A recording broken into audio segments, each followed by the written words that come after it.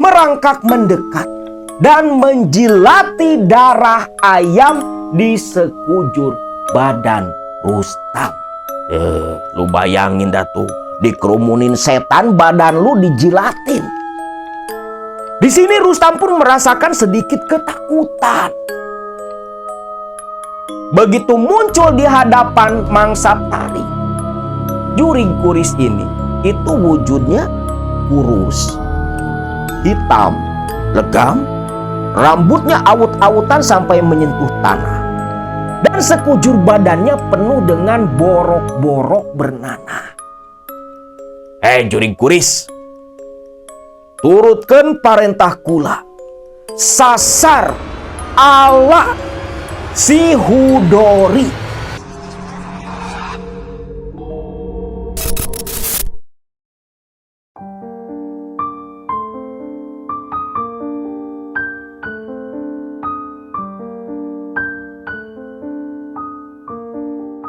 Assalamualaikum warahmatullahi wabarakatuh. Salam sejahtera buat semua Baraya KMS dimanapun kalian berada. Video kali ini cerita bagian kedua dari kisah Teluh Pantai Selatan Pangandaran, yang memang pada waktu dulu di tahun 80-an daerah Pakidulan, Ciamis Selatan ini memang terkenal dengan adanya banyak orang-orang para praktisi ilmu hitam yang berspesialisasi di bidang teluh, santet, serta sejenisnya. Dan memang entah kenapa wilayah-wilayah yang berdekatan dengan pesisir, baik itu pantai selatan atau pantai utara, selalu ada saja praktisi-praktisi yang seperti itu. Konon katanya ada yang mengatakan mereka berafiliasi dengan para sosok lelembutan pantai selatan ataupun pantai utara.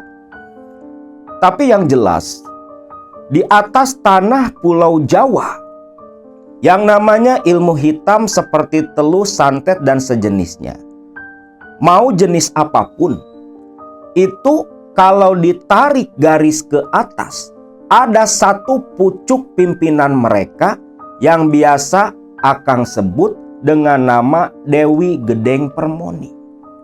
Itu ratunya ratu jin kafir yang bertahta di Setra Gondomayit.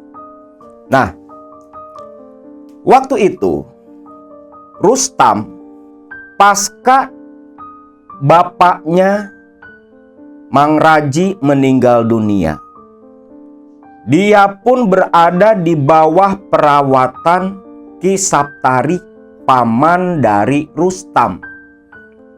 Rustam sendiri saat itu ya bisa dibilang sudah berusia cukup dewasa.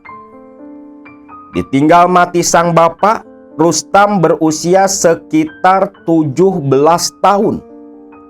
Waktu itu Rustam yang memang sedari kecil sudah terbiasa diberi makan dari hasil praktik ilmu hitam. Maka si Rustam ini tak bisa menerima kematian sang bapak, yang padahal bapaknya mati karena teluh yang dia kirim berbalik sendiri. Di sini Rustam malah menaruh dendam kepada sosok orang yang bernama Ustadz Hudori yang mengobati korban teluh dari sang bapak. Di sini Rustam pasca mengantar jenazah bapaknya ke pemakaman yang tentunya begitu dramatis dari awal dimandikan sampai dikuburkan, menjadi buah bibir bisik-bisik para tetangga di desa Cilimus. Rustam berjanji di depan pamannya, bahkan duduk terdiam di depan pusara sang bapak di bawah guyuran hujan. Dia akan membalaskan dendam kematian sang bapak. Waktu itu Ki Saptari yang memang selain adik kandung merupakan adik seperguruan dari Mang Raji, mempunyai ilmu teluh juga, walau tak setinggi kakak kandungnya. Nah, di sini Rustam dia pun diasuh oleh Ki Saptari untuk mempelajari dasar-dasar ilmu teluh sesuai permintaan Rustam. Waktu itu Mang Raji meninggalkan beberapa warisan. Selain dari rumah yang menjadi tempat tinggal, ada juga sepetak sawah dan sepetak kebun yang biasa ditanami sayuran. Warisan itu pun dikelola oleh Rustam. Hari-harinya Rustam pasca bapaknya mati, pagi dia ke sawah atau ke ladang. Lalu menjelang malam, dia digembleng oleh paman kandungnya sendiri. Digembleng ilmu-ilmu hitam. Rustam dipersiapkan badannya, tubuhnya, untuk menerima warisan ilmu-ilmu teluh yang dimiliki oleh Ki Saptari. Waktu itu Rustam untuk menyiapkan wadah tubuhnya sendiri. Oleh Ki Saptari disuruh menjalani tirakat-tirakat seperti puasa. Yang pada awalnya Rustam disuruh melakukan puasa mutih. Puasa yang hanya sahur serta bukanya memakan nasi 1 kepal dengan air putih 1 gelas. Itu dilakukan selama 41 hari. 40 hari puasa mutih dan ditutup 1 hari puasa pati geni. Yang dimana puasa pati geni ini Rustam 1 harian full tanpa buka, tanpa sahur, melakukan puasa sebagai penutupan. Bukan hanya puasa mutih ataupun pati geni sebagai penutup, Rustam pun menjalani tirakat-tirakat lain seperti puasa ngerewot, puasa yang hanya memakan umbi-umbian mentah, topok bisu, bahkan melakukan topok pendem beberapa tahap. Waktu itu, menurut cerita dari narasumber Akang yang masih keturunan dari sosok Rustam, selepas menjalani tirakat-tirakat seperti puasa, Rustam itu setiap malam konon katanya disuruh berendam sampai sebatas batang leher di dalam kolam yang begitu dingin di daerah desa Cilimus. Di kolam yang berada tepat di pinggiran hutan di kampung mereka. Kolam yang tentunya ketika malam hari itu sangat-sangat jarang dilalui manusia. Waktu awal melakukan ritual berendam atau topok kungkung, itu ditemani oleh Mang Raji, di mana Mang Raji membawa berbagai jenis sesaji, wewangian berupa kemenyan serta minyak pun dibawa pula. Sebelum Rustam turun ke dalam kolam berbatu yang begitu jernih, Mang Raji ini membakar kemenyan dulu, membaca ajian, mantra dan sejenisnya. Barulah selepas itu Rustam disuruh turun berendam. Rustam, malam ini sampai esok adzan subuh terdengar, kau berendamlah di dalam kolam batu ini. Dingin seperti apapun, jangan sampai kamu naik ke permukaan. Tapak kungkung ini harus kamu lakukan selama 40 malam. Besok pagi, Mamang jemput kemari. Baik, Bang. Saya siap. Apapun bakal saya lakukan, Mang, demi membalaskan dendam Bapak, ucap Rustam. Saptari tersenyum melihat keponakannya yang begitu nurut. Gak banyak tingkah seperti dia dulu waktu masa berguru bersama Mang Raji. Ki Saptari hanya tersenyum saja melihat tekad di matanya Rustam. Seolah bernostalgia melihat tekad raut wajah sang kakak dulu ketika bersama-sama tirakat disuruh oleh guru mereka. Rustam pun turun, langsung mulai duduk bersila di dasar kolam yang sampai merendam setengah tubuhnya. Yang terlihat di permukaan kolam hanyalah kepala Rustam dengan mata yang terpejam. Sedangkan di sini Mang Raji lantas balik ke pekampungan, balik ke Cilimus. Nah, esok paginya sekitar jam 5, Rustam pun dijemput dibangunkan oleh Mang Raji. Memang awalnya sehari, 2 hari, 3 hari itu rasa dingin sampai merasuk ke dalam tulang. Tubuh Rustam menggigil. Bahkan wajahnya pucat, bibir aja sampai keputihan. Namun semakin lama malah menjadi seperti terbiasa.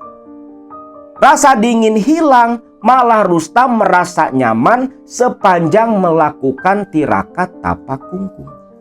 Nah, selepas tirakat tapak kungkung, Rustam diberi jeda waktu 5 hari untuk kembali menyesuaikan tubuhnya.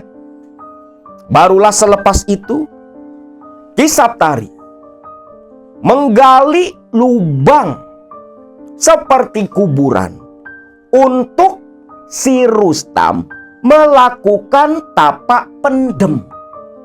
Kalau zaman Akang dulu tapak pendemnya ya cuman dikubur sebatas leher. Nah ini Rustam ini ya diibaratkan seperti mayat. Waktu itu Rustam selepas Ki Saptari menyelesaikan lubang galian yang tentunya digali dibantu pula oleh Rustam, sekitar ba'da maghrib Rustam ini dimandikan layaknya jenazah orang yang meninggal. Waktu itu pemandian Rustam dibantu pula oleh Kang Wawan, anak pertama dari Ki Saptari. Rustam dimandikan seperti jenazah tepat di dipan bekas memandikan almarhum bapaknya. Selepas selesai dimandikan dengan air bercampur kapur barus, kamper, Rustam pun lalu dipangku oleh Kang Wawan dan Ki Saptari. Kenapa nggak jalan sendiri? Nah, Rustam itu badannya udah kayak mayat. Nah, baraya semua mungkin bisa lihat di Bali ya. Itu banyak ya di video-videonya di YouTube. Ada acara keagamaan, budaya di daerah sana, seni pula, tentang ritual apa ya, watangan atau apalah. Yang ketika itu si orang ini seperti yang meninggal dan nanti bisa hidup kembali. Nah ini pun sama terjadi kepada Rustam. Dia seperti orang mati. Digotong nih sama Wawan dan Ki Saptari bapaknya.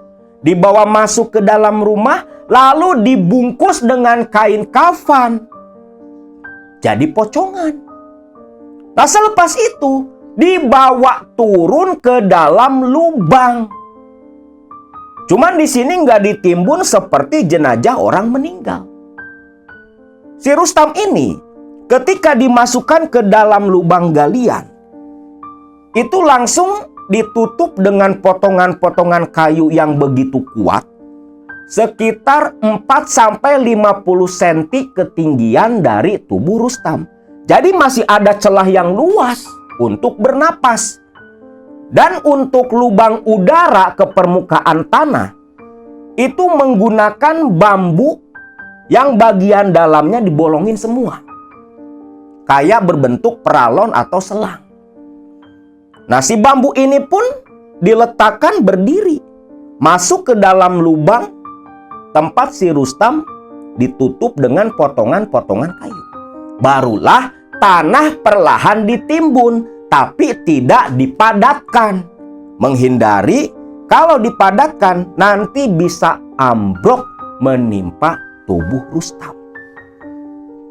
Nah, tapak pendem ini dilakukan pula selama 40 malam. Lu bayangin, apa nggak busuk tuh badan? Tapi disinilah Karena bukan hanya sekedar jasad dimasukkan terus ditimbun ditutup, kagak. Tentunya mungkin ada ritual-ritual dan ada ilmunya sampai membuat si Rustam ini tetap bisa hidup dan tubuhnya utuh, tidak tersentuh cacing dan sejenisnya. Nah, di sini ruhnya si Rustam kemana? Walau alam, Akang sendiri nggak paham karena belum sampai mengalami tapa pendem seperti itu. Singkat cerita, selepas 40 malam tapa pendem dilakukan, sampai itu bambu kering, digalilah kembali tengah malam oleh Ki Saptari dan si Wawan. Selepas digali, potongan-potongan kayu penutup Rustam mulai terlihat. Buru-buru diangkat satu persatu oleh bapak dan anak ini. Terlihat jenazah Rustam layaknya seperti pertama dimasukkan, persis seperti orang yang sedang tertidur. Lalu badannya Rustam dibawa naik ke permukaan, diletakkan di samping lubang, di mana di sini berbagai jenis sesaji sudah begitu rapi ditata oleh Ki Saptari dan Wawan anaknya. Lalu di sini Ki Saptari kembali melakukan ritual untuk memanggil ruhnya Rustam yang sedang berada di dimensi yang berbeda. Awalnya belum ada pergerakan. Rustam masih seperti pocongan. Di sini Kang Wawan terus memperhatikan tubuh kakak sepupunya ini. Awalnya tak ada perubahan yang terjadi. Di sini Wawan mulai khawatir, takut kakak sepupunya beneran mati. Namun mulai terlihat ada pergerakan kecil di ujung kaki. Awalnya hanya bergerak-gerak sedikit. Makin lama tubuhnya Rustam seperti yang kejang-kejang dan seketika membuka mata menoleh ke arah Saptari pamannya. Di sini Rustam tersadar, namun tubuhnya begitu kaku dan lemas. Tak bisa duduk, tak bisa berdiri sampai dibantu oleh Wawan. Di sini Ki Saptari lantas memberikan air berwarna merah, air putih yang sudah dicampur dengan darah ayam, diminumkan kepada Rustam. Yang ketika air bercampur darah ayam masuk lewat kerongkongan, masuk ke dalam tubuh Rustam, rasa hangat dari pusar itu lantas menyebar ke sekujur badan Rustam. Rustam pun menghela napas panjang, lantas dibantu berdiri, dibopong, dipapah pulang kembali ke rumahnya. Nah, di sini Rustam ditanyai tentang pengalaman Rustam 40 hari 40 malam tapa pendem. Nah, di sini Rustam berkata, kalau dia ini gak kemana-mana, tetapi masih berada di desa Cilimus. Ada bahkan di rumahnya. Hanya saja yang berbeda, bapaknya Mang Raji masih dalam kondisi hidup. Jadi seperti mimpi, mengulang kejadian di masa lalu sewaktu masih hidup bersama sang bapak. Bahkan di sini si Mang Raji ketika 40 hari 40 malam Rustam masuk dimensi paralel atau apalah. Di sini Mang Raji ini seperti yang memberikan pelajaran kepada Rustam. Pelajaran apa? Ya seputaran ilmu teluh. Mendengar itu, Ki Saptari pun mengangguk paham. Karena apa? Wong dia mah nggak sampai melakukan hal itu. Selepas itu, Mang Saptari lantas dia berkata, Rustam, kalau memang seperti itu, berarti sudah selesai tahapan ritual yang kamu lakukan. Karena terus terang saja, Mamang sendiri dulu nggak sampai menjalani tapa pendem seperti kamu. Mamang cuma tapa ngalong. Kamu tahu sendiri, ilmu Mamang ini masih jauh berada di bawah ilmu bapakmu. Lantas, Selanjutnya apa, Mang, yang harus saya jalani? Rustam, untuk saat ini, istirahatlah terlebih dulu. Ingat, sudah 2 tahun. 2 tahun kamu menjalani ritual ini. 2 tahun. Gak kerasa ya, Mang? Itulah waktu. Tentunya tak akan terasa bila diisi dengan hal-hal seperti ini. Yang jelas, malam Jumat Kliwon minggu depan, itu adalah waktu kamu menyempurnakan ilmu teluh yang Mamang punya. Dan nantinya, kalau kamu ingin membalas dendam, tentunya tak akan cukup ilmu yang Mamang punya ini. Waduh, lantas bagaimana, Mang? Tenang saja, sabar. Ingat, guru Mamang dan bapakmu itu masih ada, masih hidup, masih sehat. Masih ada, Mang, masih ada. Karena guru Mamang dan bapakmu itu adalah guru besarnya para tukang teluh di tanah Pakidulan. Jangan takut. Jangan takut kamu tak bisa membalas dendam. Hanya saja di sini kamu harus bersabar. Baik, Mang. Lantas malam Jumat Kliwon nanti, apa yang harus saya lakukan? Tenang saja. Nanti Mamang yang bimbing kamu. Dan semua Mamang yang akan siapkan. Ucap Mang Saptari. Nah, di sini Rustam pun menghabiskan waktu dalam jeda istirahatnya, mengisi waktu menengok ladang, ngurus sawah, sekaligus menyiapkan mental sesuai perintah dari Mang Saptari. Lalu di hari Kamis sore, di waktu yang sudah ditetapkan oleh Mang Saptari, Mang Saptari ini menyediakan berbagai jenis sesaji dan seekor ayam jantan berwarna putih. Yang katanya ayam jantan berwarna putih ini itu untuk keperluan penyempurnaan ilmu teluh yang akan diturunkan. Karena kemarin-kemarin ini kan cuman menyiapkan wadah. Tuh nyiapin wadah aja nih buat nerima ilmu teluh 2 tahunan. Nih dukun teluh asli kayak gitu. Bukan kayak yang sekarang yang banyak seliweran di media sosial. Itu mah dukun magang. Dukun teluh asli nggak bakal muncul ke permukaan, bro. Mereka tersembunyi, membaur dengan masyarakat awam. Gak ada dukun teluh pasang iklan yang asli ya. Karena dukun teluh yang pasang iklan, yang seliweran di media sosial itu cuma dukun-dukun magang. Nah, di sini lepas maghrib, Rustam dibawa oleh Mang Saptari ke dalam hutan di pinggiran desa mereka. Ternyata ritualnya dilakukan di sana. Di tengah hutan, Mang Saptari membawa si Rustam ke sebuah lokasi area berbatu. Yang katanya dulu di area berbatu itu tempat dari almarhum bapaknya sering melakukan tirakat atau pertapaan. Batuannya ya kayak batu-batu karang. Dari Pakidulan kan banyak tuh, di gunung aja banyak batu-batu karang. Mungkin dulunya ribuan tahun lalu merupakan lautan sebelum jadi daratan. Nah, disitulah penyempurnaan akan dilakukan. Di sini Mang Saptari kembali membakar kemenyan. Duduk bersila ditemani Rustam di belakang tubuhnya. Hawa terasa berbeda di dalam hutan itu. Selain begitu gelap dengan langit yang hitam pekat,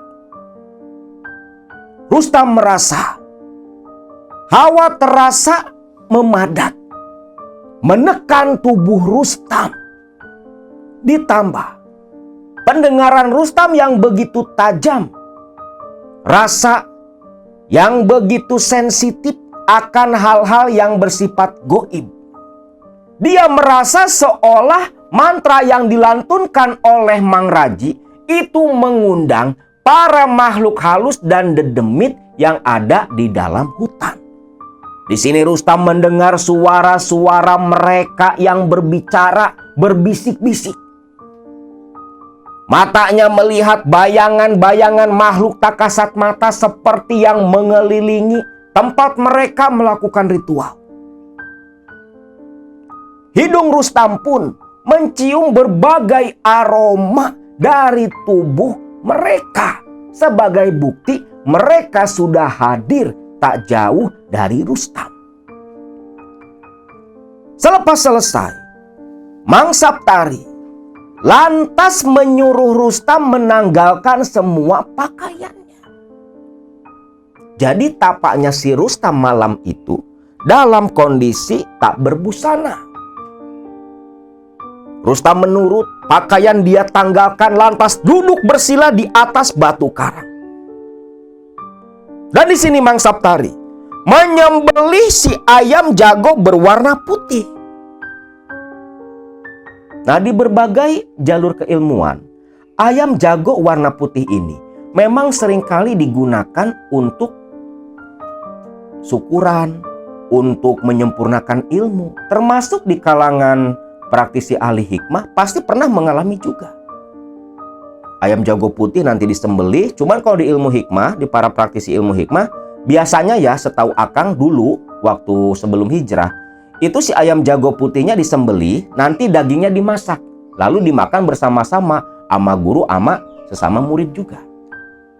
Nah, kalau di sini di ceritanya Rustam, ayam putih jago ini disembelih, darahnya ditampung, lalu darah ayam ini dibalurkan ke sekujur badan Rustam.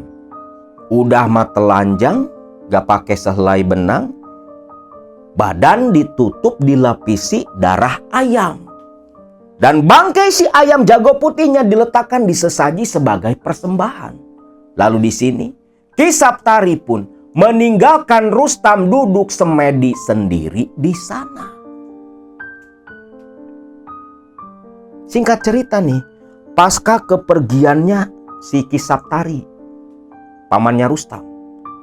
Rustam ketika semedi sendirian dengan tubuh dilapisi darah ayam yang baunya anyir luar biasa.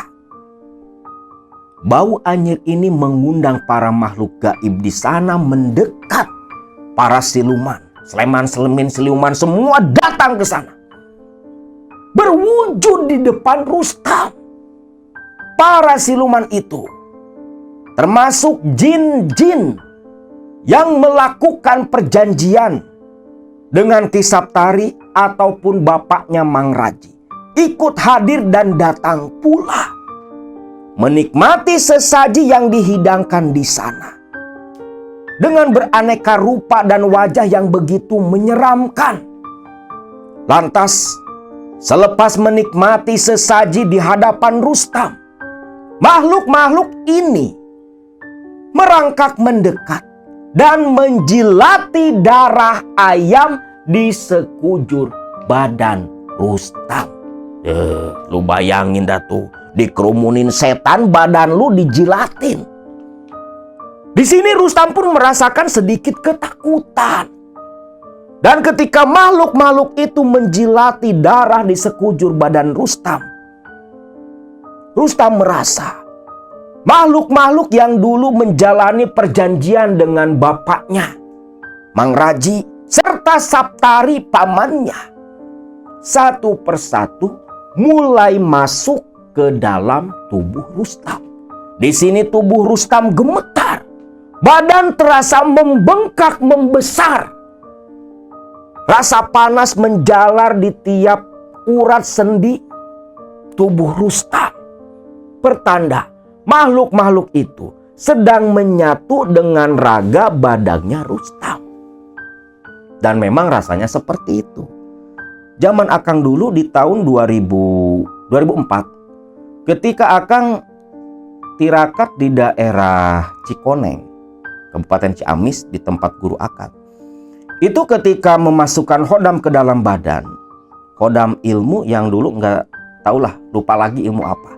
Jadi memang ketika si hodamnya ini mau menyatu dengan tubuh kita, agar sakulit sadaging menyatu dengan raga badan kita, itu proses penyatuannya seperti yang Rustam rasakan. itu badan kayak yang membengkak. Ini perasaan ya Akang aja dulu, ini tangan tuh kayak segede-gede pisang Ambon. Kayak jadi raksasa.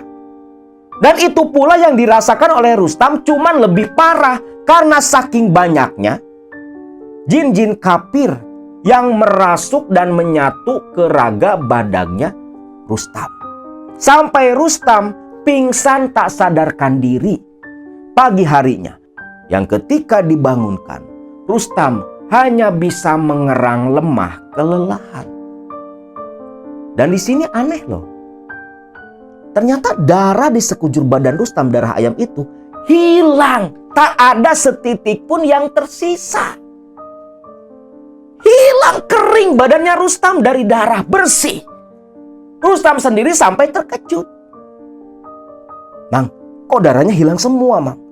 Kan sudah dimakan oleh mereka. Gunakan kembali pakaianmu. Kita ke kolam tempat kamu tapakungkum dulu. Ngapain, Mang? Kamu mau Mamang mandikan. Rustam hanya mengangguk saja, dituntun Ki Saptari ke kolam batu, lalu dimandikan di sana. Selepas itu pulang kembali ke Cilimus, ke rumah mereka. Tiba di Cilimus. Di sini Rustam dinasehati oleh Mang Saptari. Rustam, semua ilmu milik Mamang sudah Mamang turunkan, termasuk jin-jin yang dulu menjalani perjanjian dengan bapakmu sudah menyatu pula di tubuhmu. Walau belum sempurna, karena bapakmu sudah tiada. Tapi jangan takut, pasti akan ada jalan, akan ada bimbingan dari almarhum bapakmu nanti. Tapi ingat, walau kamu sudah punya ilmu teluh, warisan dari Mamang dan sebagian dari bapakmu, tunda dulu niatanmu untuk membalas dendam. Tapi Mang, bukannya balas dendam ini tujuan hidupnya Rustam? Percuma dong. 2 tahun lebih Rustam melakukan tirakat. Sampai seperti ini. Rustam, ingat kata Mamang. Ilmu yang kamu miliki saat ini jauh di bawah musuh besarmu. Si Ustadz Hudori itu ilmunya lebih tinggi dari almarhum bapakmu. Bisa-bisa malah kamu yang mati kalau nekat mengirim teluh ke Ustadz Hudori. Lantas bagaimana, Mang? Saran Mamang, sekarang kamu istirahatlah terlebih dulu. Asah terus ilmu teluhmu. Rawat pula pusaka-pusaka warisan bapakmu. Dan nanti kalau sudah tiba waktunya, menunggu wangsit yang datang kepadamu sendiri, akan Mamang arahkan kamu berguru ke Aki Tarmuji, guru Mamang dan bapakmu, guru besarnya para tukang teluh di tanah Pakidulang. Di sini Rustam, walau keinginannya begitu besar, ingin langsung membalas dendam ke Ustadz Hudori, namun dia sadar betul, dia hanya cari mati. Akhirnya Rustam pun memilih bersabar mengikuti saran dari Saptari, pamannya sendiri. Waktu berlalu, masih di tahun 1983. Tahun yang sama Rustam menyelesaikan tirakat di bawah bimbingan Mang Raji. Satu ketika, masih di tahun 1983, tahun di mana Rustam menyelesaikan bimbingan tirakat di bawah Mang Saptari, pamannya sendiri. Waktu itu masuk di bulan Oktober 1983. Rustam teringat sebentar lagi menginjak bulan Muharram, bulan Suro. Tahu sendiri kan, bulan Suro, bulan Muharram, baik di wilayah Priangan, Jawa Tengah ataupun Jawa Timur itu begitu disakralkan, terlebih oleh para pelaku spiritual, baik putih ataupun hitam. Nah, di sini Rustam teringat sudah dekat waktu untuk mengurus, menjamas pusaka-pusaka peninggalan almarhum sang bapak. Waktu itu Rustam pun mencari buah kelapa. Buah kelapa yang posisinya menghadap ke arah selatan.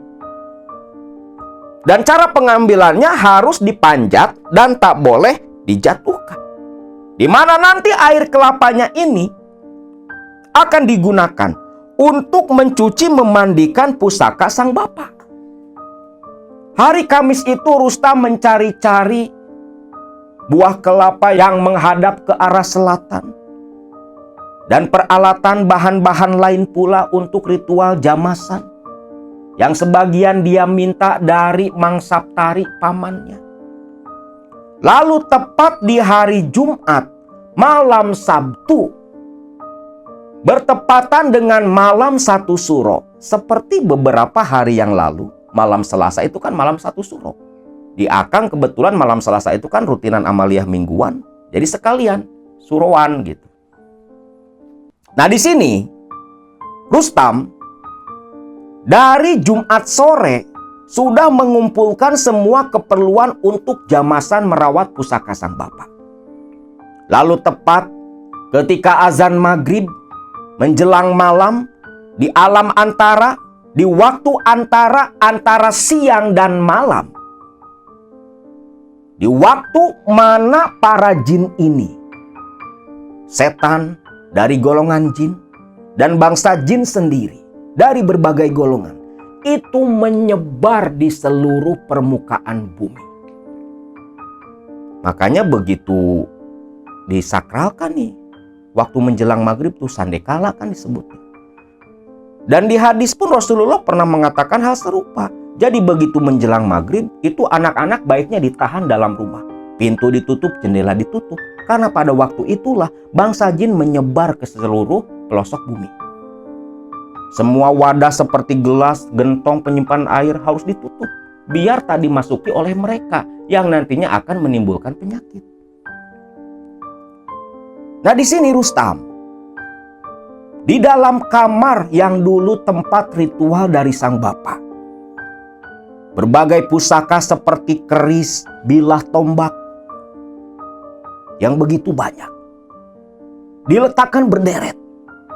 Lalu sebuah baskom yang sudah terisi dengan air kelapa disimpan pula di sana. Kemenyan, arang, begitu komplit, sesaji dan sejenisnya. Mulailah di sini Rustam melakukan ritual jamasan.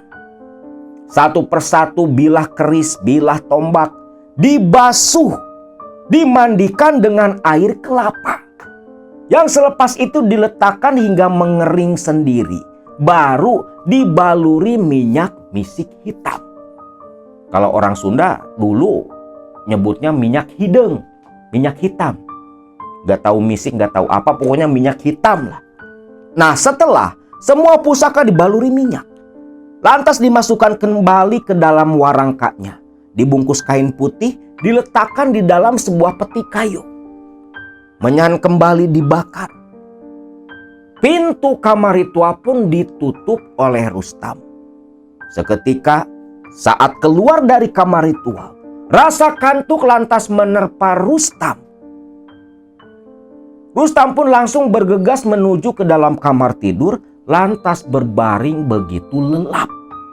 Nah, dalam tidurnya ini di malam 1 Suro, Rustam bermimpi. Dalam mimpinya dia didatangi oleh Mang Raji, bapak kandungnya yang sudah mati 3 tahun lalu. Di sini Mang Raji datang memberikan perintah kepada Rustam. Rustam, galilah kuburan bapak. Ambil tulang ekor bapak. Jadikan tulang ekor itu sebagai jimat peganganmu. Agar ilmu bapak sempurna menyatu dengan tubuhmu. Sekarang bangunlah, bangun, lekas gali kuburan bapak. Yang seketika Rustam pun terbangun dari tidurnya, duduk terdiam, berusaha mencerna perintah sang bapak dalam mimpinya. Di tengah Rustam yang duduk termenung sendiri, bisikan suara sang bapak kembali hadir di telinga Rustam. Pergilah nak, pergi, gali kuburan bapak, ambil tulang ekor bapak, jadikan jimat, jadikan peganganmu, agar ilmu bapak sempurna menyatu dengan tubuhmu. Yakin kalau itu memang adalah suara sang bapak, perintah dari bapaknya yang sudah mati untuk kesempurnaan ilmunya, maka Rustam pun lantas keluar dari kamar. Nengok ke jam, tepat jam 11 malam. Langsung ke dapur mencari cangkul dan berangkat ke pemakaman umum tempat bapaknya dikuburkan. Kalau kita malam hari masuk ke area pemakaman, terlebih di dekat pinggiran hutan, wih, ogah dong, serem. Akan sendiri pun rasa takut ya ada. Tapi ini si Rustam, berhubung memang Rustam ini sudah menjadi wali setan, wakil-wakil iblis, antek-antek Dajjal, itu masuk ke area pemakaman menuju ke kuburan bapaknya. Nah, di sini anjing-anjing melolong, burung hantu yang orang Sunda biasanya bilang buek, berbunyi saling sahut menyahut, menambah suasana begitu menakutkan. Hawa kematian begitu terasa pekat malam itu. Namun Rustam tak peduli. Lawang dia temannya setan. Tiba di samping kuburan bapaknya. Tanpa banyak bicara, Rustam lantas menggali kuburan bapaknya itu. Keringat mengucur deras, badannya kotor belepotan tanah merah. Sampai akhirnya ayunan cangkul mengenai benda keras yang begitu lapuk, pluk, seperti yang tertembus. Rustam mengenai sisa potongan kayu penutup liang lahat yang sudah lapuk. Dan saat itulah bau anyir pun tercium di hidung Rustam. Walau udah 3 tahun nih, memang kadang bau anyir ini masih ada ya. Itu pengalaman Akang juga waktu ikut memindahkan makam, memindahkan kuburan dulu. Nah, saat itulah Rustam terbelalak. Ini mungkin agak umum juga ya. Ketika jenazah dikebumikan itu kan dalam posisi telentang. Namun memang dalam beberapa banyak kasus nih, ketika memindahkan makam, kuburan, ketika digali, itu anehnya, seluruh tulang tengkorak ini menyatu tepat berada di tengah, seperti gunungan. Seolah jenazah ini terduduk di gencet kuburan. Atau seperti jenazah yang dikuburkan dalam kondisi duduk bersila. Dan ini yang terjadi kepada kerangka tubuhnya Mang Raji. Kalau Akang percayanya ini digencet kuburan nih gitu. Karena bumi ini kan tahu sendiri kan waktu si Mang Raji mati kayak gimana kondisinya. Nah, ini kayaknya ketika jenazah dimasukkan ke liang lahat waktu itu yang tergenang cairan hitam. Begitu para peziarah pelayat pada pulang, ini kuburan kayaknya bumi grot, digencet tuh tubuhnya si Mang Raji ya. Gak apa-apa, wajar kalau buat orang seperti si Mang Raji. Nah, di sini Rustam pun memilah-milah tulang. Sampai ada tulang kecil yang berpendar kemerahan. Lantas tulang itu diambil oleh Rustam. Betul lah, itu tulang ekornya Mang Raji. Tulang itu lantas dibungkus selembar kain putih, dimasukkan ke dalam saku. Rustam naik ke permukaan, lantas kembali merapihkan kuburan bapaknya. Dirapikan sedemikian rupa. Tanpa mengenal lelah, Rustam langsung kembali pulang ke rumahnya. Tiba di rumah tepat sekitar jam 3 dini hari. Rustam lantas membawa tulang ekor sang bapak yang ditutup, yang dilapisi kain putih ke dalam kamar ritual. Membakar kembali arang, bakar kemenyan. Tulang ekor sang bapak yang dijadikan ajimat diletakkan pula di samping pembakaran kemenyan di atas tumpukan kembang. Lalu pagi harinya, Rustam langsung menuju rumah Mang Saptari, pamannya. Dia ceritakan apa yang dia lakukan semalam. Mendengar itu, Ki Saptari terkejut. Betul-betul terkejut. Karena apa? Ternyata semalam pun, malam 1 Suro, Ki Saptari didatangi almarhum kakaknya, memberikan perintah agar Rustam menggali kuburan Mang Raji. Awalnya nih si Ki Saptari pagi-pagi ini mau ke rumah Rustam, cuman didahului Rustam yang datang ke sana dan sudah menunaikan perintah Mang Raji. Ini gimana, Mang? Ini memang sudah takdir, sudah bimbingan dari bapakmu. Kau simpanlah. Karena memang semalam bapakmu pun datang ke Mamang, memerintahkan hal serupa. Kau simpan tulang ekor bapakmu itu. Nanti lambat laun, semua ilmu milik bapakmu akan menyatu dan sempurna. Namun ingat, walau kamu sudah mendapat tulang ekor bapakmu, jangan dulu membalas dendam. Baik, Mang. Rustam paham. Lepas itu ya Rustam pun pulang. Tidur dia. Wong semalaman tidurnya terganggu. Terlebih kelelahan habis menggali kuburan bapaknya. Nah, masih di 1983, masih di bulan Oktober, bulan Muharram, Rustam waktu itu kehabisan beras. Lantas menuju ke Leit atau tempat penyimpanan padi. Dia ambil padi setengah karung. Pagi-pagi itu dimasukkan ke karung. Padi itu pun dipikul oleh Rustam ke tempat heleran penggilingan padi yang hanya berada di desa Sukajaya, desa tempat tinggal musuh besarnya Rustam. Tempat tinggal si Ustadz Hudori yang jadi tujuan hidup Rustam. Rustam ingat beberapa waktu lalu nih, itu bapaknya ada hadir menemui Rustam. Di mana bapaknya ini si Mang Raji melarang Rustam untuk membalas dendam terlebih dulu. Jadi harus nahan-nahan dulu nih. Sampai Rustam genap berusia 20 tahun, barulah nanti Rustam menemui Ki Tarmuji, guru almarhum bapaknya. Waktu itu si Rustam ini ya sekitar 19 tahun lebih, tahun 983 tuh. Dan di sini Mang Raji malah menyuruh Rustam untuk lekas menikah berumah tangga terlebih dulu. Karena nanti akan ada jalan untuk memuluskan rencana balas dendamnya Rustam. Walau Rustam sendiri nggak paham apa maksud sang bapak. Begitu ambigu, seperti teka-teki. Namun yang jelas Rustam mengikuti saran sang bapak agar jangan membalas dendam dan menunggu usia 20 tahun untuk melanjutkan berguru kepada sosok Ki Tarmuji yang entah seperti apa rupanya, Rustam nggak tahu. Nah, di sini Rustam memikul setengah karung padi gabah menuju ke desa Sukajaya, ke pabrik penggilingan padi heleran milik Pak Haji Hamidi. Singkatnya tibalah nih di heleran. Rustam ya udah pada kenal sama karyawan di sana karena dulu sewaktu masih kecil pun suka ikut sang bapak ngegiling padi ke sana. Nah, tiba di sana di pabrik ketemu sama Mang Asep.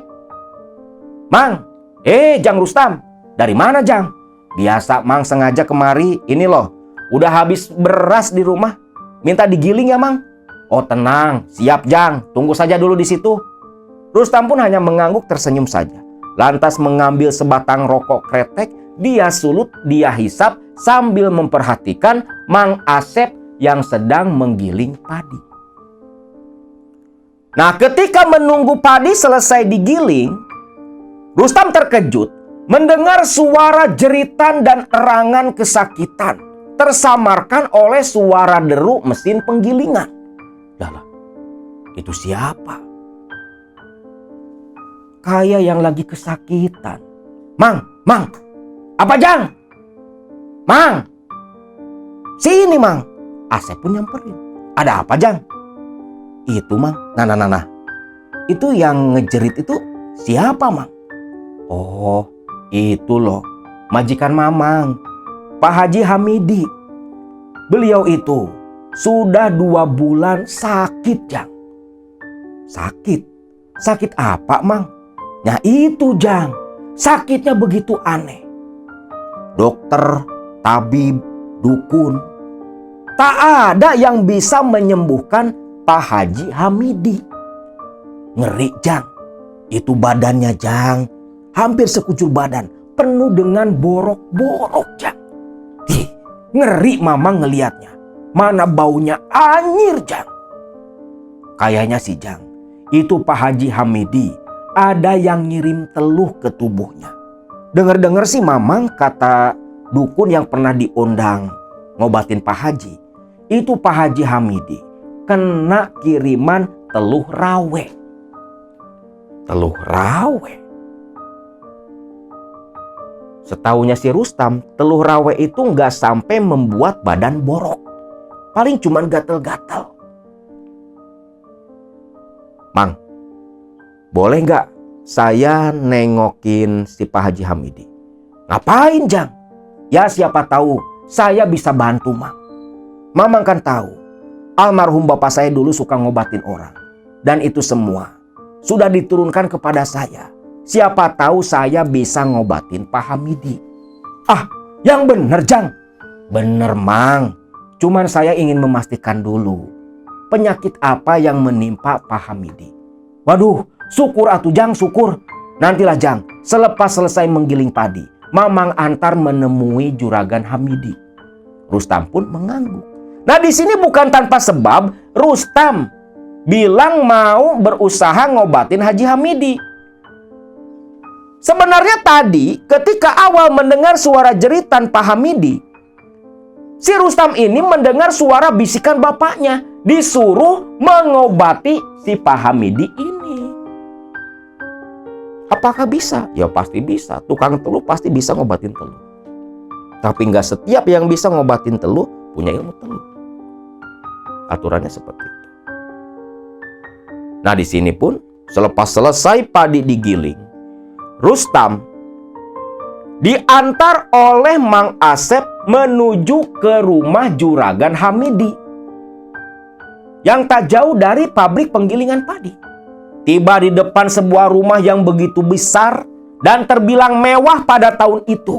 Karena memang Pak Haji Hamidi ini bisa disebut ya orang kaya di sana. Bahkan mungkin paling kaya di desa Sukajaya. Lalu di sini Mang Asep pun mengetuk pintu perlahan dan beruluk salam. Suara jeritan dan rintih kesakitan masih terdengar mengalun dari dalam rumah. Tak berselang lama terdengar suara langkah kaki setengah berlari. Pintu terbuka dan yang membukakan pintu adalah anak tunggalnya Haji Hamidi yang bernama Neng Nani. Mang Asep, ada apa, Mang? Ini, Neng, Ibu ada? Ada perlu sama Ibu? Iya, Neng, ini loh. Ini Jang Rustam. Jang Rustam ini orang pinter, Neng. Bisa ngobatin penyakit-penyakit yang aneh. Tadi katanya Jang Rustam ini mau mencoba mengobati penyakitnya Bapak. Ah, yang bener, Mang, Akang. Rustam pun hanya mengangguk tersenyum saja. Dia nggak sanggup berkata-kata karena melihat kecantikan Nani yang begitu, wah, luar biasa katanya. Terpikat nih si Rustam. Nah, dukun teluh kalah juga sama perempuan kan. Lu jangan kira. Yang paling sakti itu perempuan. Nah, di sini Neng Nani pun bergegas masuk kembali ke dalam. Tak berselang lama muncul bersama dengan ibunya yang bernama Hajah Rosidah. Bener ini teh, Jang Rustam mau bantu ngobatin Bapak? Iya, Bu, iya. Tapi saya ingin melihat dulu kondisi Pak Haji seperti apa. Boleh, Jang, boleh.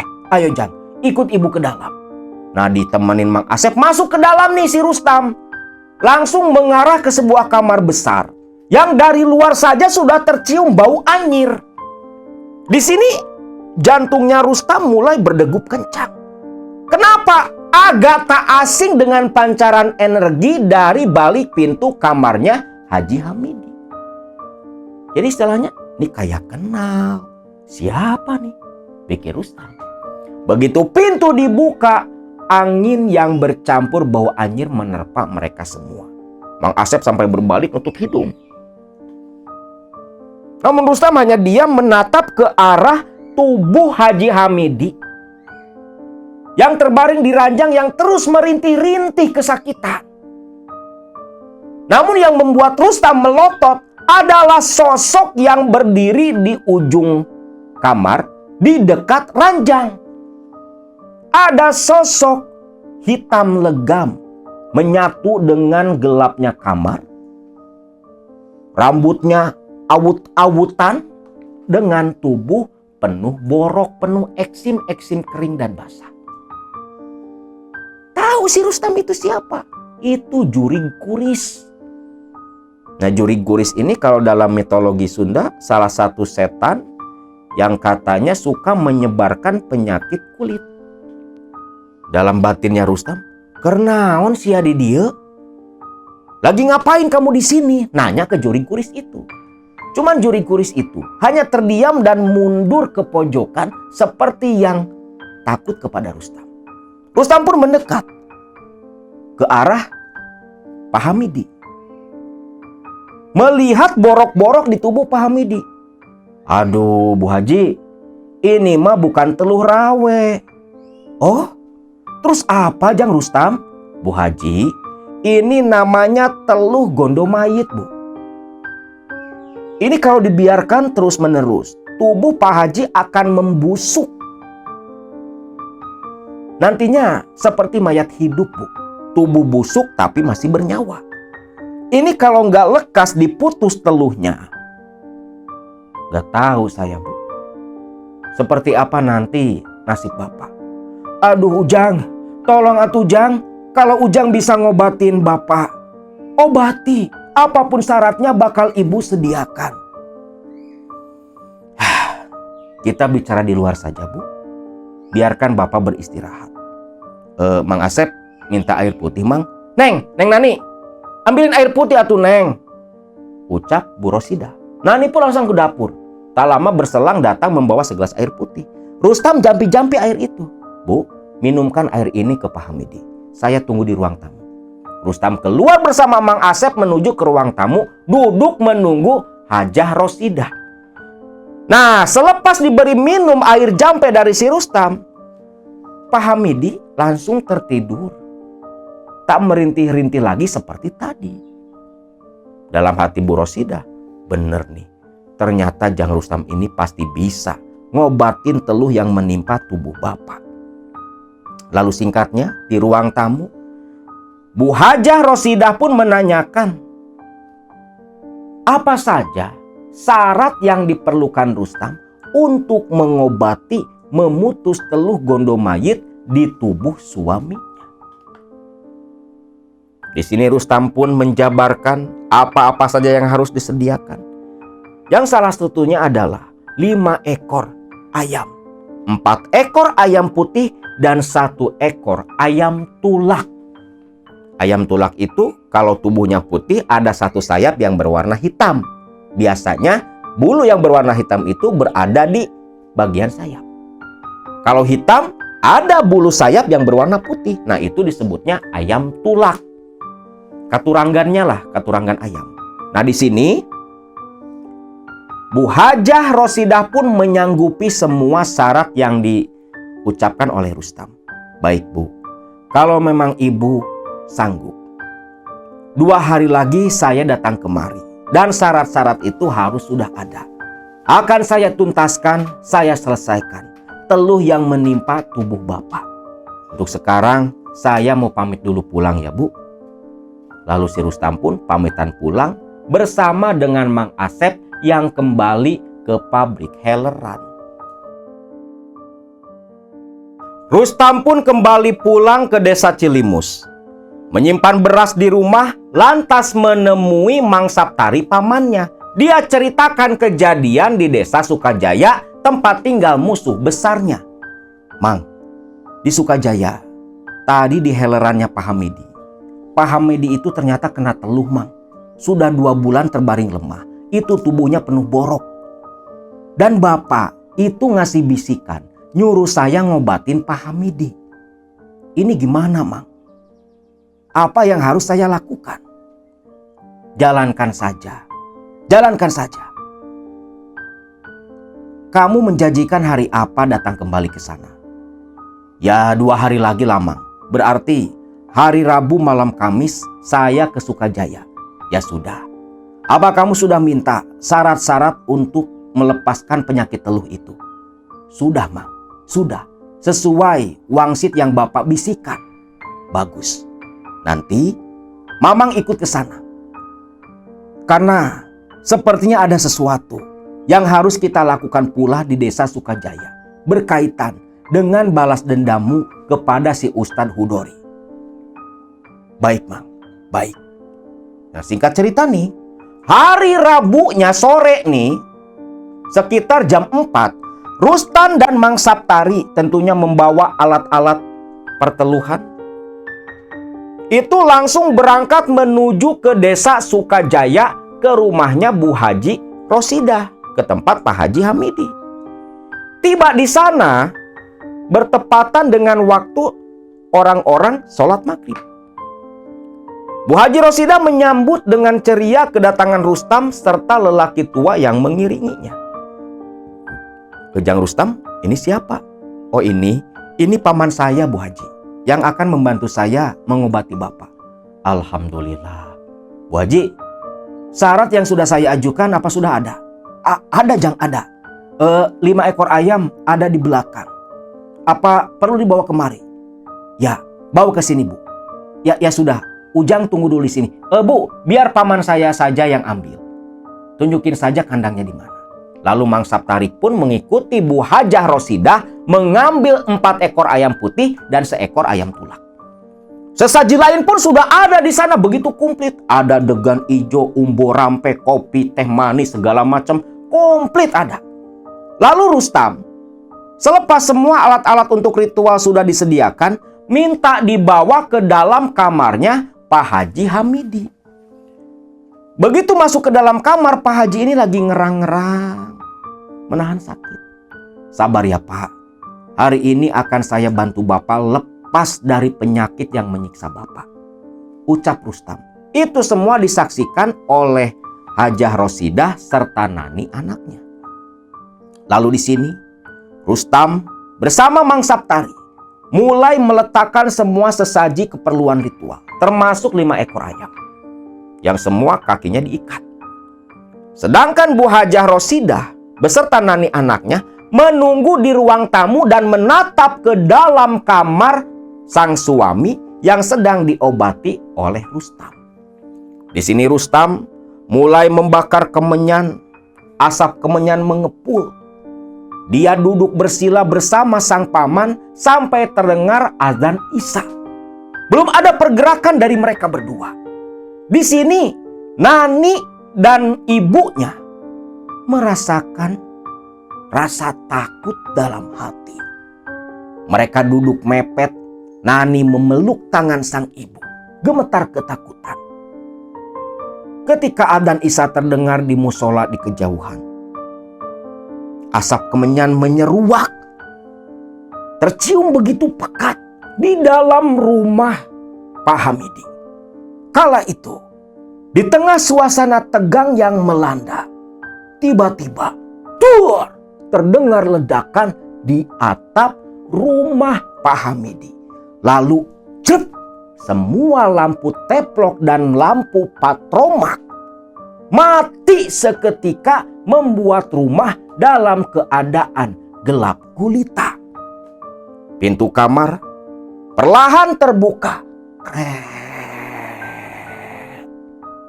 Terdengar langkah kaki berjalan keluar dari kamar.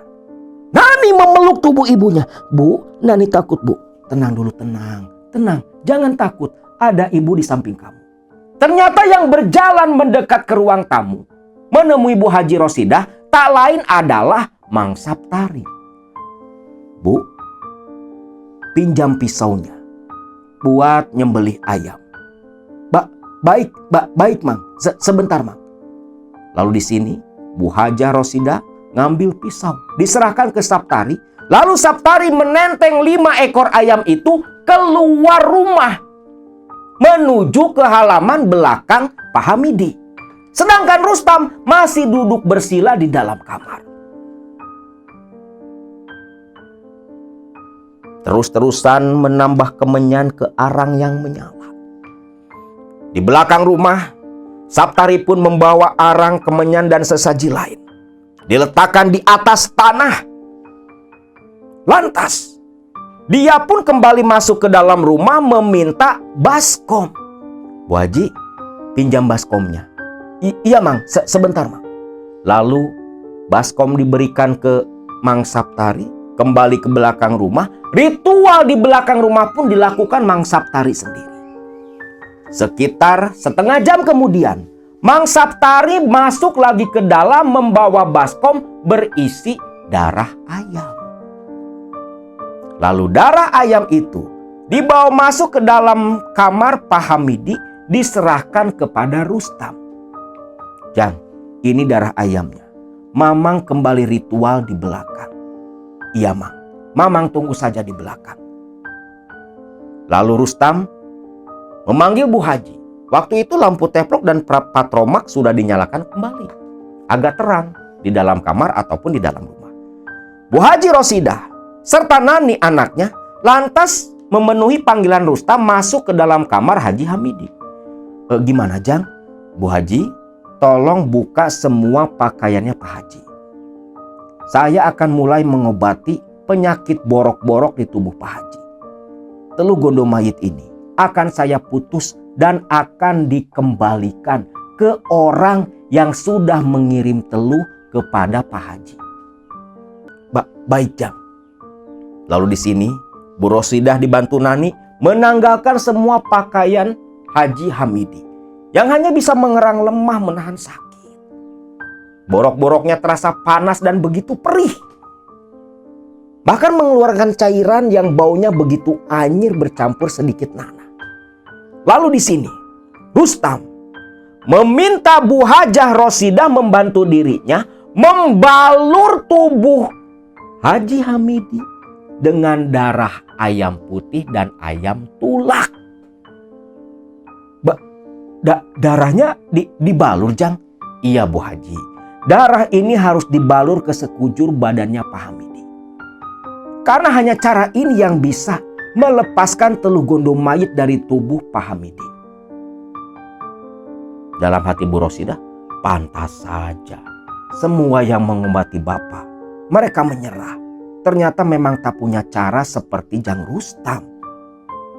Lalu di sini, walaupun jijik, Hajah Rosidah membantu Rustam membalurkan darah-darah ayam itu ke sekujur badannya Pak Hamidi. Dan semua borok di tubuh Pak Hamidi, dari kepala sampai ujung kaki, tertutup oleh cairan darah ayam. Lalu selepas itu, Rustam menyuruh Hajah Rosidah dan Nani menunggu di luar kamar. Mereka berdua duduk di luar kusen pintu kamar. Jarak ya sekitar 10 meteran lah ke tempatnya Rustam yang duduk bersila menghadap tubuh Juragan Hamidi, Haji Hamidi yang sudah berbalur darah ayam. Di sini Rustam kembali menyalakan arang, kemenyan kembali ditaburkan, duduk bersila, lantas dia mulai melantunkan mantra. Asap kemenyan mengepul, menyeruak di dalam kamar Pak Hamidi. Lantas Rustam mulai melantunkan mantra. Hong ilaheng tatawinanci awignam mastuna masidem.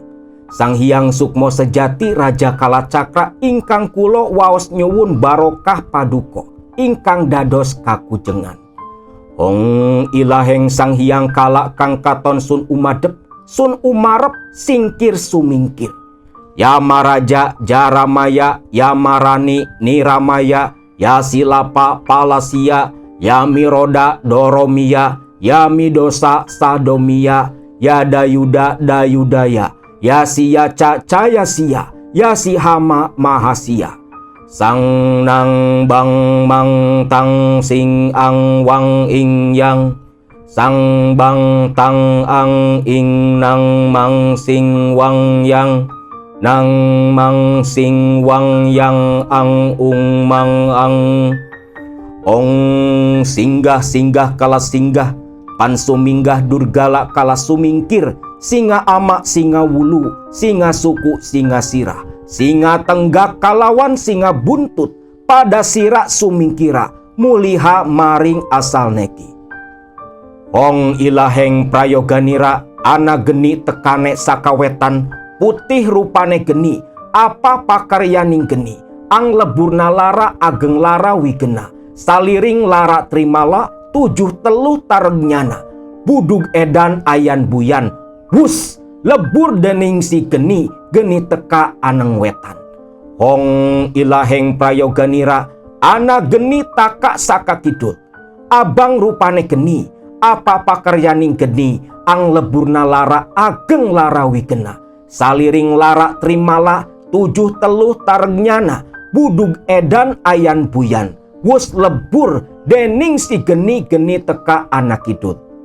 Hong ilaheng prayoganira, ana geni teka saka kulon, kuning rupane geni, apa pakaryaneng geni, ang leburna lara ageng lara wigena, saliring lara trimala, 7 teluh taregnyana, budug edan ayan buyan, wus lebur dening si geni, geni teka anak kulon.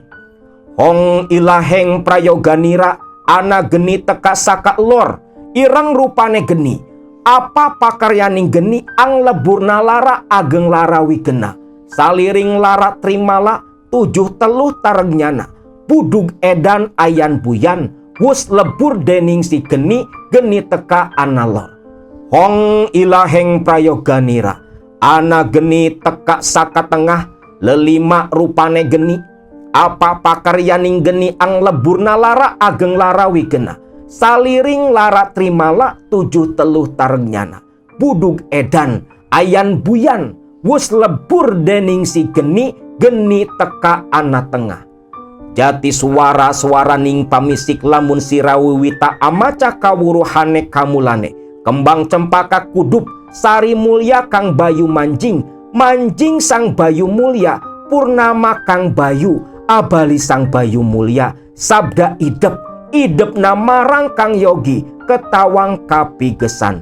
Hong. Mantra itu pun terus diulang-ulang oleh Rustam. Nah, di sini ketika mantra terus dilantunkan, bulu kuduk Bu Haji Rosidah meremang. Nani ketakutan memeluk tubuh ibunya dan terdengar, apa? Luka-luka borok di tubuh Haji Hamidi itu seperti api yang disiram air. Bahkan mengeluarkan asap. Di sini tubuh Pak Hamidi terasa begitu panas, seperti sekujur badannya dibakar api. Mantra terus dilantunkan, Haji Hamidi meronta-ronta, namun makin lama rontaannya mulai berhenti, tubuh Pak Hamidi mulai tenang, suara erangan terhenti. Pak Hamidi mulai merasakan rasa nyaman di sekujur badan. Selepas itu, kita tinggalkan dulu Rustam yang sedang mengobati Pak Hamidi di dalam kamar. Kita tengok sekejap Mang Saptari yang sedang ritual di belakang rumah. Di sini Mang Saptari dalam kondisi sedang duduk bersila, 5 bangkai ayam di depan mata, sesaji komplit juga. Di sini pun si Mang Saptari kembali menaburkan kemenyan, lantas menarik sebilah keris. Keris yang dulu dia gunakan pula ketika berusaha mengobati sang kakak. Ketika keris dicabut, Mang Saptari memejamkan mata lantas memanggil sosok Jurig Kuris. Jurig Kuris siapa nih? Jurig Kuris yang nyelakain Pak Hamidi, yang ngasih penyakit teluh ganda mayit ini. Si Jurig Kuris itu datang disertai aroma anyir yang begitu pekat. Begitu muncul di hadapan Mang Saptari, Jurig Kuris ini itu wujudnya kurus, hitam, legam, rambutnya awut-awutan sampai menyentuh tanah, dan sekujur badannya penuh dengan borok-borok bernanah. Jurig Kuris, turutkeun parentah kula. sasar ala si Hudori bikin penyakitna pahamidi karena awak si Hudori. Nah, ini maksudnya apa nih? Apa udah mulai nih balas dendam? Sampai si Mang Saptari ini nyuruh Juring Kuris buat mindahin penyakit pahamidi ke tubuh Ustadz Hudori. Juring Kuris itu hanya menggeram-geram. Lantas si Mang Saptari ini berkata, kalau si Juring Kuris selesai menunaikan tugasnya, memberikan penyakit borok ke tubuhnya Pak Hudori, maka 5 ayam itu akan dipersembahkan untuk si Juring Kuris. Nih, cuman dikasih upah 5 ekor ayam. Nih Juring Kuris mau memindahkan penyakit borok Pak Hamidi ke tubuhnya Ustadz Hudori. Singkatnya, Juring Kuris pun pergi. Sedangkan di kamar, Rustam baru selesai melantunkan mantra mengobati tubuh Pak Hamidi. Lantas Rustam pun keluar. Bu, Bapak sudah tidur. Insya Allah penyakit Bapak teluhnya sudah saya putus. Namun ingat Bu, darah di tubuh Bapak jangan dilap, jangan dibersihkan. Bapak tak boleh dulu menyentuh air selama 3 hari. Gak boleh mandi, Jang? Gak boleh, Bu. Wudhu? Apalagi, Bu, jangan wudhu. Biarkan saja selama 3 hari ini Bapak tak boleh menyentuh air sama sekali. Biar apa? Biar borok-borok di tubuh Bapak cepat hilang, Bu. Mamang saya di mana, Bu? Oh, Mang Saptari masih di belakang, Jang. Ya sudah, saya ke belakang dulu, Bu. Rustam pun meninggalkan Bu Haji Rosidah dan Nani yang langsung masuk ke dalam kamar menengok kondisi Haji Hamidi. Nah, Rustam langsung ke belakang rumah. Ketika tiba di belakang rumah, Rustam terkejut. Mang Saptari dalam kondisi tergeletak, lemas, agak mengerang namun tersenyum walau darah merembes dari sudut bibirnya. Mang, Mamang kenapa, Mang? Sudah, tak apa-apa. Bantu Mamang berdiri. Baik, Mang. Lalu Mang Saptari dibantu berdiri oleh Rustam. Lantas dipapah masuk ke dalam rumah. Melihat kondisi Saptari yang masih mengucurkan darah, Bu Hajah Rosidah pun terkejut. Loh, Jang Rustam, ini pamannya kenapa? Begini, Bu, ucap si Mang Saptari. Ini semua karena saya mengembalikan teluh kiriman kepada yang membuat. Dan dampaknya ada serangan balik. Saya sampai mengeluarkan darah. Tapi ibu tak usah khawatir. Saya nggak apa-apa. Dan saya jamin teluh yang menyiksa Pak Hamidi sudah dikembalikan ke pemiliknya. Ke dukun teluhnya. Ke yang membuat penyakit. Alhamdulillah. Dan ibu nanti akan tahu sendiri, Bu, siapa sebenarnya dukun teluh itu yang sudah mengirim teluh ke Bapak. Karena cirinya orang itu menderita penyakit yang sama seperti yang dialami oleh Pak Hamidi. Udah kebaca kan nih? Nebar fitnah sebagai awal balas dendamnya si Rustam. Menebar perselisihan antara Pak Hamidi, orang paling kaya di sana, dengan sosok Ustadz Hudori, sesepuh agama di tempat itu. Di sini lantas Mang Saptari memulihkan tubuh. Lalu selepas itu makan bersama, disuguhi oleh Bu Hajah Rosidah.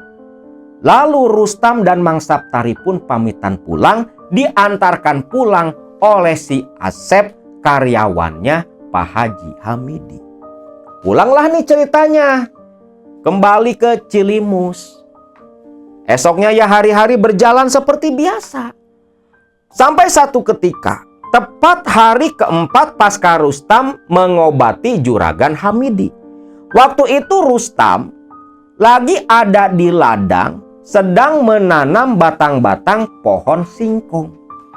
Lagi asik nanam singkong, ada yang berlari sambil teriak, "Ang, Ang!" Lalu Rustam pun menoleh. "Loh, Wan, ada apa, Wan?" "Ang, itu Ang, di rumah ada tamu." "Tamu? Tamu dari mana?" "Dari Sukajaya. Itu keluarganya Pak Haji Hamidi." "Aduh, Pak Hamidi?" "Iya, Ang. Aang ditunggu di rumah." Langsunglah nih si Rustam pun tergesa-gesa pulang ke rumahnya. Tiba di rumah, ternyata memang ada keluarganya Pak Hamidi. Pak Hamidi, Bu Haji Rosidah, Neng Nani, serta Mang Asep yang jadi sopir mobil pick up-nya Pak Hamidi. Alhamdulillah, Jang. Di sini Pak Hamidi sudah dalam kondisi sehat. Bahkan luka-luka boroknya itu udah hilang, hanya menyisakan kulit-kulit merah. Di sini Pak Hamidi begitu sumringah melihat Rustam, bahkan tak segan memeluk tubuh Rustam yang masih kotor belepotan tanah. Aduh, Pak Haji, masuk dulu ke rumah Pak Haji. Saya mandi dulu." Haji Hamidi tersenyum.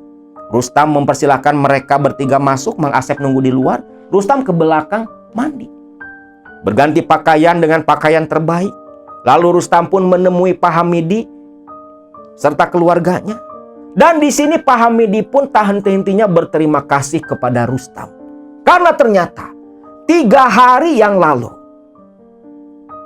di mana tubuh Pak Hamidi yang terbalur oleh darah ayam yang tak boleh dibasuh sama sekali oleh air, ternyata memang mujarab, diobati oleh Rustam. Ketika darah ayam itu mengering di hari ketiga, itu mulai copot dengan sendirinya mengelupas. Termasuk borok-boroknya pun mengelupas pula, sembuh seketika. Maka di sini Pak Hamidi ya begitu berterima kasih kepada Rustam. "Syukurlah kalau Bapak sudah sembuh. Jang, terima kasih banget, Jang. Itu kebetulan Bapak bawa beras, lauk dan sejenisnya buat Ujang di sini dan orang tua Ujang." Namun mendengar kata orang tua, Rustam terdiam. "Loh, kenapa, Jang? Ngomong-ngomong, ibu bapaknya kemana?" Di sini Rustam pun cerita kalau dia ini yatim piatu, ibu dan bapaknya sudah tiada. Lah di sini Pak Hamidi pun terdiam. Tak menyangka Rustam tak punya orang tua. Lalu di sini Pak Hamidi kembali tersenyum. Lantas dia berkata, yang intinya Pak Hamidi menanyakan masalah jodoh si Rustam. Rustam tentunya berkata terus terang dia belum ada hubungan dengan siapapun. Lalu di sini Pak Hamidi karena saking berterima kasihnya kepada Rustam serasa berhutang nyawa, dia pun menawarkan Rustam untuk menikahi Nani, anak semata wayangnya. Rustam terkejut dong. Orang kaya raya seperti Pak Hamidi malah menawarkan anaknya untuk dinikahi. Dan ketika menoleh ke Nani, Nani hanya menunduk tersenyum malu. Sepertinya Nani pun jatuh cinta kepada Rustam. Karena memang Rustam ini katanya dulu sewaktu mudanya ganteng katanya, gagah juga. Ditambah punya kemampuan spiritual. Ini belum pada tahu waktu itu kalau Rustam ini sebenarnya mempunyai ilmu hitam. Singkatnya nih, melihat kalau Rustam pun sepertinya suka kepada Nani anaknya, Pak Hamidi pun mempersilahkan Rustam agar main ke Sukajaya menjalin hubungan dengan Nani anaknya. Lalu di sini Rustam memancing Pak Hamidi. "Oh iya Pak Haji, apa orang itu sudah muncul Pak Haji?" Maksudnya yang mengirim teluh ke Pak Haji. Nah seketika muka senyum sumringahnya Haji Hamidi berubah menjadi wajah yang begitu murka penuh amarah. Termasuk Bu Rosidah serta Nani. Kurang ajar memang Jang. Bapak selama ini tak menyangka Jang. Ternyata Jang, yang mengirim teluh ke Bapak itu si Hudori. Sesepuh tokoh agama Ustadz Kiai di kampung saya di Sukajaya. Kurang ajar Jang, kurang ajar. Sesuai dengan kata Ujang, kalau si pelaku itu akan menderita penyakit yang serupa dengan apa yang menimpa saya. teluh itu memang berbalik ke pelakunya, si Ustadz Hudori. Dalam hati Rustam tersenyum. Lalu di sini Rustam pun cerita kalau bapaknya pun mati kena teluh oleh Ustadz Hudori. Makin terkejut dong Pak Hamidi, gak menyangka kalau penyebab kematian bapaknya Rustam tak lain adalah orang yang sama mengirim teluh ke tubuhnya. Maka disinilah terpupuk dendam, perselisihan berhasil ditebar. Orang paling kaya raya di Sukajaya menjadi musuh bebuyutan dengan Ustadz Hudori, Ustadz di kampung Sukajaya. Masyarakat pun terpecah menjadi dua. Ada yang percaya kepada Pak Hamidi karena memang buktinya nyata. Dan ada pula yang tetap tak percaya kalau Ustadz Hudori, kiai di kampung mereka, adalah tukang teluh. Nah, lantas apakah nantinya trik macam apa lagi yang nanti akan dilakukan oleh Rustam serta pamannya? Berhasilkah mereka membalaskan dendam? Insya Allah Akang akan sampaikan cerita lanjutannya di kesempatan yang berbeda.